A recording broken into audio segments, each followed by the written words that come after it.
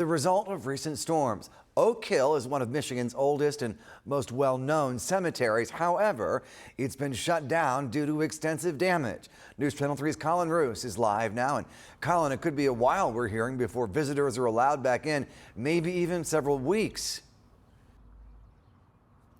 That's right, Andy. Oak Hill Cemetery is the final resting place for many people who changed American history. Sojourner Truth is buried here, along with the founders of Post and Kellogg. And we took a tour to see the state of their grave sites, as well as thousands of others after the storm. Roots more than 10 feet tall, torn out of the ground, limbs snapped cleanly in two. It's still a common sight across West Michigan after the May storms. But these trees toppled by the May 15th tornado aren't just inconvenient. They fell on the burial sites of American heroes and the resting sites of residents stretching back to 1844. We were in the start of getting everything upgraded. We were getting new roads, maintenance to the building, a lot of upgrades. So Oak Hill's Associate Director Sydney Morgan says the cemetery previously endured another tornado in 2011. But with more than 200 trees uprooted this time, they couldn't give us an estimate on the cost or the extent of the destruction. They say each family is responsible for repairing their own headstones.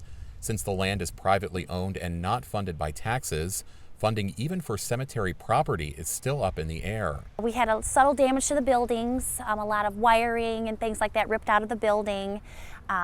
Roofs, pieces of the roof have been flown off, unfortunately. Management showed us some of the most well-known grave sites. Sojourner Truth, untouched from the storm. W.K. Kellogg and his brother John narrowly missing damage. We saw plenty of trees on top of headstones, but very few were visibly disturbed. As far as we know, we do not have any extreme damage with headstones in areas, but we are still looking after the cleanup just to see what is left for the damage.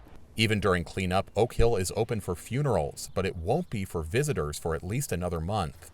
With thousands arriving every year to see the names of religious founders and Civil War veterans, they hope these gates won't have to be shut any longer. Life does have a way of humbling us.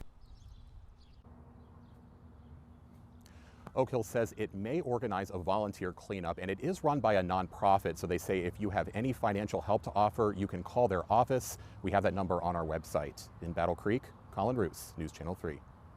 All right, Colin, thanks. A live look over downtown Kalamazoo on this back to work and back to school Tuesday. Another nice day in West Michigan. Lots of sunshine and comfortable temperatures as well. Chief Meteorologist Keith Thompson is joining us to track some rain on the way. Keith. Yeah, we're going to see more clouds.